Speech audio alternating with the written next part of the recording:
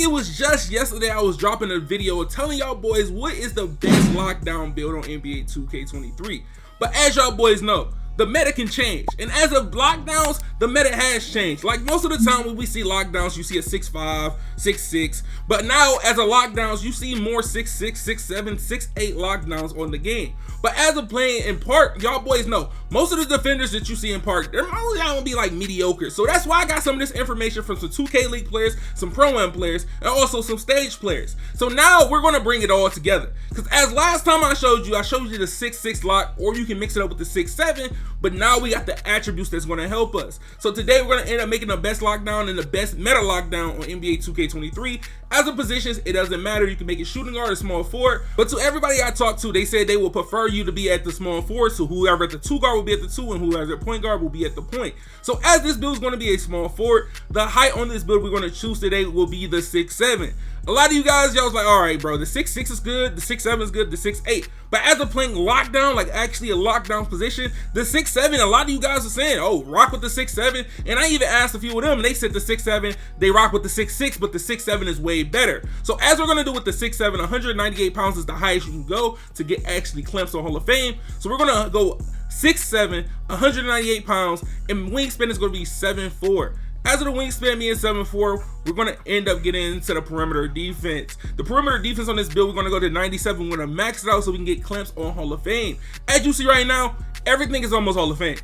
Literally everything that is almost Hall of Fame. But as we end up upgrading the steel to 99, you're going to get Hall of Fame glove. So as you have in Hall of Fame clamps, glove, interceptor, you got everything in your tier 3 that can be Hall of Fame. So if you're someone that's going to hit level 40 in this season, bro, you're going to have a crazy build if you pick that one with 2 actual defensive core badges. And if you want to make a 6'7" lock, you have to make the wingspan 7'4", so you can get that anchor on silver at 87 rated. So look, when we get into the tier defense, I'm putting it in tier defense. I would have stopped at 80. But at 83, you get an extra badge point, so you might as well go up. And that's not bad, especially for a lockdown.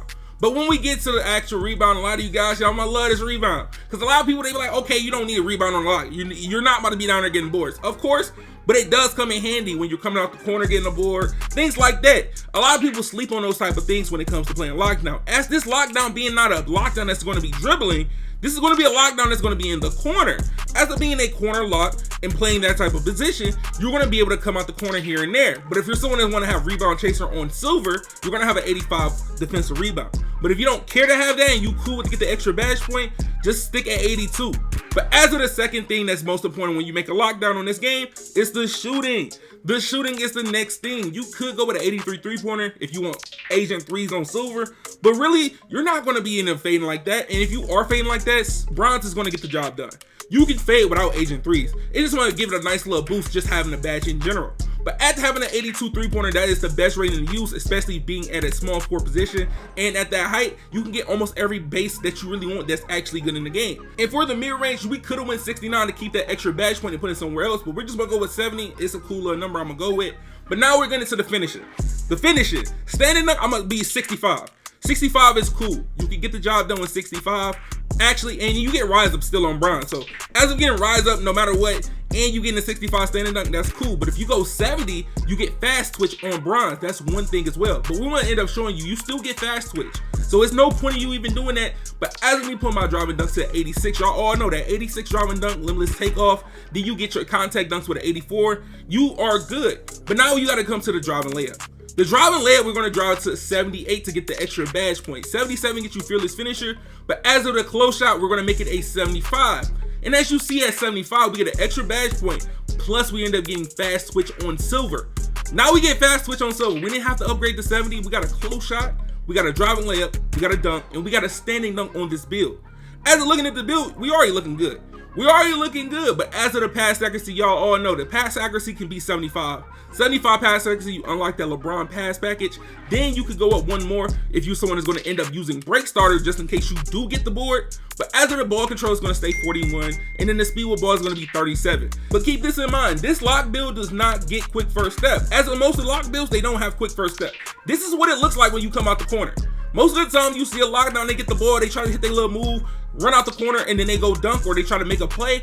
this is the speed that you're going to end up running at. I made sure I put Jimmy Butler's stats exactly the same stats that I have on this lockdown build, especially with the acceleration. The same thing with the speed and the same thing with the ball control. It's exactly the same with no quick first step. But as of the acceleration on this build, we're going to go with a 79. You could go 80 if you want to.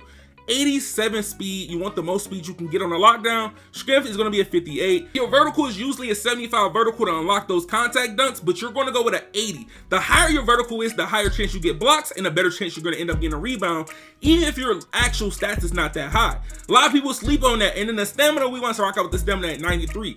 And then you still have a good free throw in this build. But as of the takeovers, and for the takeovers you receive on this build, you get sharp take, lock take, and rim take. As of getting those, that's a great combination. But look, takeover that you're going to want to choose at your primary is definitely perimeter badge drop. This is one of the best underrated ones that you can choose. Most of the good locks, they know about perimeter badge drop. As long as you're near to somebody and you have takeover, you're dropping their badges, their offensive badges, down a tier. And when you're in double take, you're dropping their badges down 2 tiers. So if you're someone that's going to have Hall of Fame unpluckable, it'll be now on silver. If you got it on gold, it will be now on bronze. So keep that in mind for all my lockdowns. But as of the build name, you get a 2-way inside out score. Most of the time I see this name on 6'9" or 6'8" builds that's ISOing, dunking, and all the other stuff.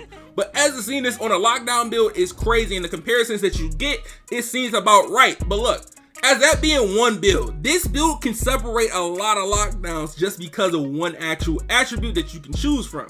As of the stats, it's going to be very similar a little, but as of having post control on your lockdown to get quick first step on silver, it makes a big difference. To get quick first step on bronze, it's on 80. 80, quick first step, bronze, no. You don't want, at that point, you might as well not even do that. Quick first step on bronze is not going to do anything for you to try to get out the corner faster or even get up the court or even get your first step moving. You are going to have that 87. That silver makes a big difference. Having that silver quick first step on this build definitely helps you move out that corner a little bit faster. But the thing about it, you will have to sacrifice your rebound, you have to sacrifice your layup, and you're going to have to sacrifice your close shot at that point. And that's really based on who you're playing with, what are you playing for, and where's the actual game mode that you're going to be using this in. If you're going to be using this in Pro-Am, or you're going to be using this in rec, or you just might be trying to play park with it, or if you're going to be a stage player and use this build. But as of looking at the stats, everything is going to be exactly the same, but the rebound and but the defense. But as you come out the corner now with quick first step on silver, you will see I'm moving out the corner a little bit faster compared to the other one. I can get out the corner faster, I can come off a pump fake, a jab step, and I'm getting out that corner and getting to the rim if I got to, or I can end up doing a move, get to the 3-point line, and get a bucket if I need to.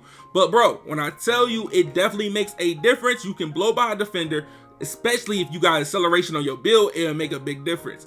As of me testing it, I did use 75 actual acceleration, but as of using an 80, it makes a crazy difference. So if you can get an 80 acceleration on your lockdown build, go for it. But just know you're gonna have to sacrifice somewhere else, because right here I had an 87 speed, but I had to sacrifice my speed down 1 to end up getting my stamina up just a little bit more to 92.